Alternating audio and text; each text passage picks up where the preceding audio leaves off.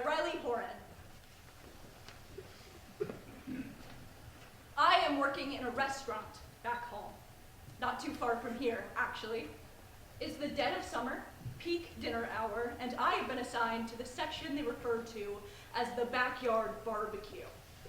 The backyard barbecue is a patio section behind the restaurant where we just throw all of the families who have the little kids with no shoes and no clothes who just throw rice everywhere and leave. We don't even serve barbecue food at this restaurant. We call it the backyard barbecue in honor of the servers who go out there and come back at the end of the night burnt and charred to a crisp. As I push open the screen door to head out there, I'm reminded of a ritual I used to have the first time I worked in this restaurant, so 4 summers earlier. It was the summer I got my heart broken for the first time. So it was the first time I was confronting my own sexuality by myself, since I ever really had to start thinking about it. And if you're not familiar with restaurant jargon, when a server is coming in or out of a kitchen door, they call coming out so that the folks on the other side don't get trampled. So imagine me coming to terms with being gay for the first time ever, really in the silent depths of my own little heart being forced to scream coming out roughly 60 times a day. And every time, without fail, I would cringe to myself and say, hey, at least you're not saying it to Grandma. So I push open this door and I approach this family, this table. And I'm wearing my server's t-shirt and cargo pants and these really neat high tops.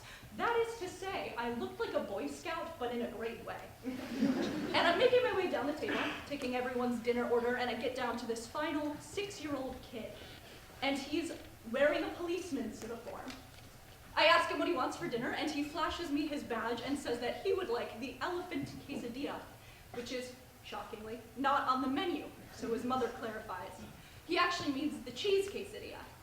But because it's a kid's meal, I have to ask, do you want black beans or corn? And he says, are you a boy or a girl? And the whole table erupts into emergency protocol. Oh my God, we're so sorry. Don't listen to him. He'll eat in the car. They're like throwing a burlap sack over him and sending him into the ocean. And the spirit of the question is, hey, I noticed you. Do you mind telling me a little bit more about who you are? And it's definitely not the first time I've had a question like this, nor is it the worst way it's been phrased or hurled at me, so I say, well, what do you think? And he says, well, I'm not sure because of your shoes and your legs.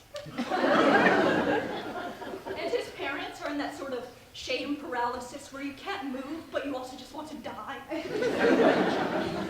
And so, all of a sudden, I'm sort of tunneling back through my shoes, back in time, back through every piece of clothing I've ever worn, a literal tour of my closet.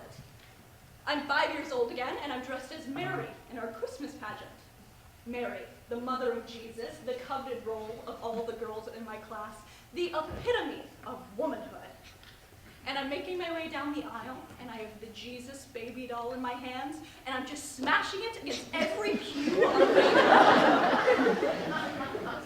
And my mother ushers me over, my dear. Why are you so angry? And I said, I wanted to be Joseph. Fast forwarding through 11 years of Halloween costumes handcrafted by my beloved mother, the mailman, the headless horseman, the two-headed man, and then this litany of gender non-conforming objects. Pizza slice, Lego, rock. Jump to my middle school musical, The Fiddler on the Roof, where my sister is starring as the dancing daughter and I am co-starring as the military general. Jump to school picture day, where my brothers and I are all in ties and blazers. Jump to these cargo shorts that had these huge pockets, so when I walked in the woods, I could collect as many rocks as possible and sort them out in my room. Fast forwarding all the way to that summer of first heartbreak, where I'm up in my bedroom, folding my clothes. There's this men's blue Oxford shirt that I only wore to occasions that mattered.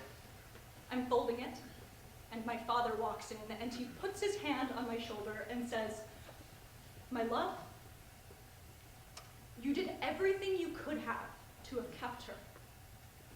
The way he would have said it to any of his 4 children with their shirts and their girlfriends and their dresses and their boyfriends, because no matter who you are or what your laundry looks like as you're folding it, a broken heart is a broken heart. And I'm starting to think, God, if this kid had been around, if this tiny little police officer had been around however many years ago to ask me this question, it probably would have been sort of clarifying or even freeing. But we don't always get that. These questions don't always come at the right time. I'm not even sure that if they had come at the right time that I would have been ready to answer them. And so, all of a sudden, I'm re-emerging, back through my shoes, back at this dinner table. And his parents are looking at me, and his kid is looking at me. And he sort of taps his ear with his police baton, and I decided, you know what?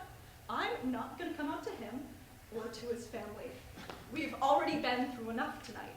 And he is still facing the monumental decision of black beans or corn.